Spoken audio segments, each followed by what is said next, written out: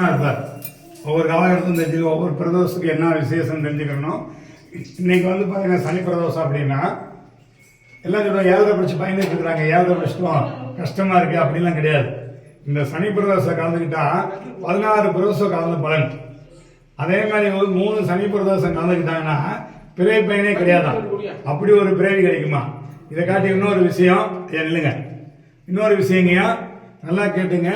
இன்னைக்கு வந்து சனிவான் எங்க உட்காந்துருப்பார்? நவகிரகத்தில் இருக்க மாட்டார். சனிவான் சிவனா உட்காந்துருப்பார். இன்னைக்கு நம்மளுக்கு அருள் வைப்பார். சிவன் எங்க உட்காந்துருப்பார்? நவகிரகத்தோட உட்காந்துருப்பார்.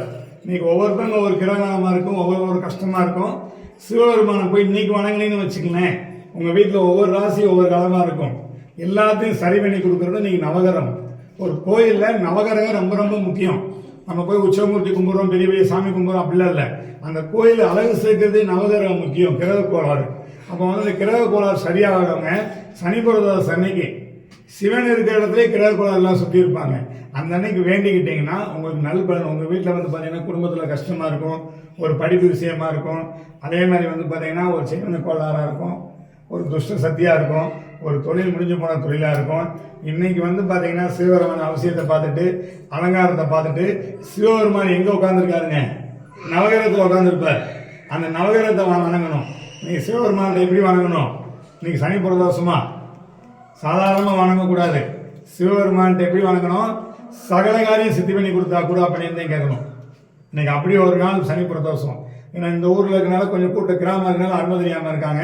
ஒவ்வொரு கோயிலையும் சனி பிரதோஷம் கலந்துக்கிறது பெரிய அபூர்வமானது நம்மளுக்கு கிடைக்கும், பாக்கியம் கிடைக்கும். அப்படின்னா சனிவான இன்னைக்கு அள்ளி கொடுப்பார். சிவகோணத்தில் சனி பகவான் அள்ளி கொடுக்குறவங்க. அள்ளி கொடுக்குறவங்க யாரு கேட்டால் சனிவான் மட்டும்தான். நமக்கு தேவையில்லாத எடுத்துக்கிட்டு நல்ல விஷயம் பண்றதுல சனிவான் தான் முதலிடம். நம்ம சனி பகவானை பார்த்து பயப்படுறோம், சனி பகவானை பார்த்து வெறுக்கிறோம். ஆனால் சனி பகவான் வந்தால் மட்டும்தான் இன்னைக்கு உலக நன்மை. சனிவான் நல்லா மட்டும் இருந்தால் மட்டும்தான் நம்ம வீட்டில் கிரக கோளாறுலாம் நல்லா இருக்கும். அதே மாதிரி சனி பிரதோஷத்தில் எல்லாரும் வேண்டிக்குங்க. எப்படி வேண்டிக்கிறீங்க? நம்ம வம்சத்துக்கே இந்த சனி பகவானை அருள் புரியணும், எங்கள் சகல காரியத்தை கஷ்டத்தை நீட்டி கொடுக்கணும் அப்படின்னு சிவரூபத்தில் சனி பகவானை பார்க்க போகிறோம். எல்லாருமே பூஜை பண்ணும்போது எல்லாமே வேண்டிங்க. சிவாய நம.